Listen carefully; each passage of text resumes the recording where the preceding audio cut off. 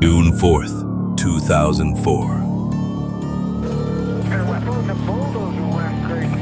A weaponized bulldozer wreaks havoc on the small town of Granby, Colorado.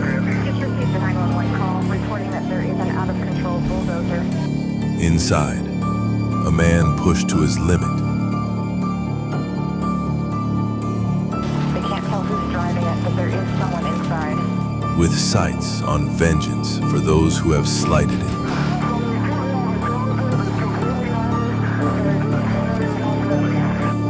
This is the crazy true story of Marvin Heemeyer and his bulldozer rampage. Marvin Heemeyer was born in South Dakota and later moved to Colorado, eventually settling in the small mountain town of Granby. On the surface, he was a friendly neighbor, someone who would bend over backwards for anyone. But simmering beneath that affable exterior was a deep grudge.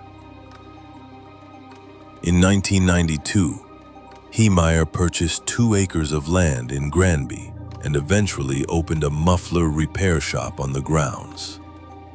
A few years later, he was approached by a concrete business to purchase his land.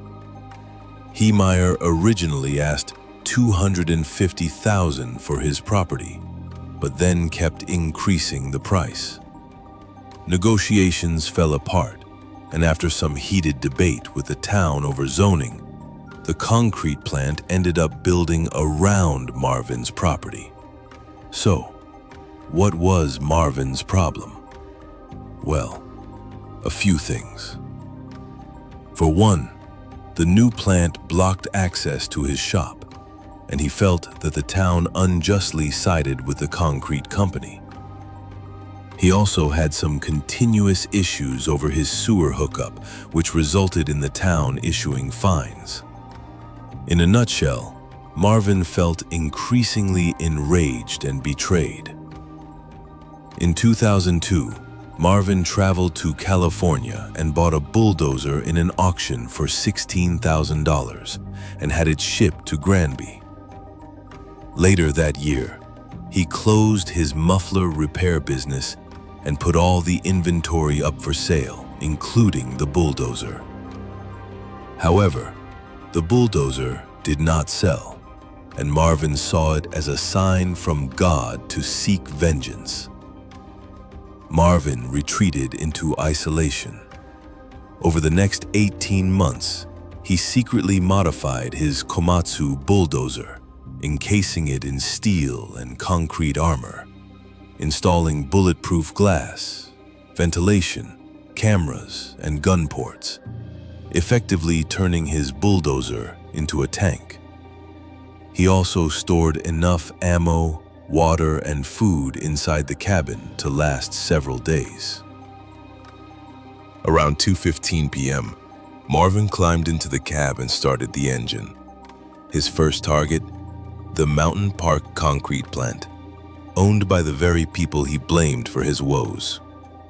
Several employees attempted to stop the bulldozer by cramming objects into the treads, but to no effect. As police arrived, Heemeyer started firing rounds at the officers. Also, on the concrete yard area, we were looking in the neighborhood. He apparently had a muffler shop until about 9 months ago adjacent to this property. We could not spot that. From there, he started heading for Granby's town hall. Police officers at the plant issued a reverse 911 call to order evacuations.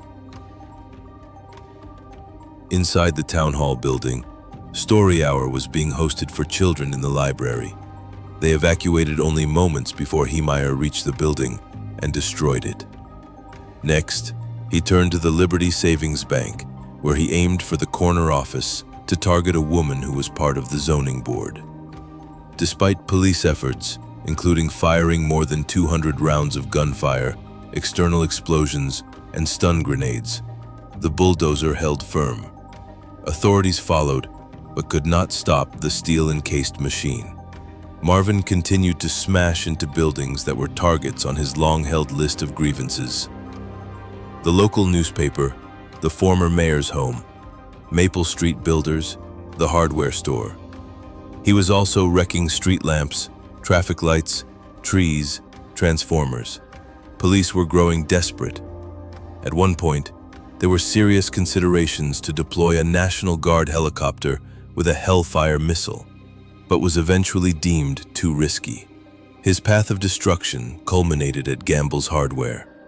The bulldozer dropped a tread into a small basement, immobilizing it. The radiator and engine were also damaged and failing. Marvin was stuck. At 4:30 p.m., more than 2 hours after the rampage began, surrounded by SWAT teams and law enforcement, a single gunshot rang out from within the cab. Marvin had taken his own life. Miraculously, the only life claimed that day. Teams attempted to breach the bulldozer with explosives and cutting torches. It wasn't until the next morning, around 2 a.m., that they were finally able to open the hatch. In the end, the rampage destroyed 13 structures and caused around $7 million in damage. Astonishingly, no one else was injured.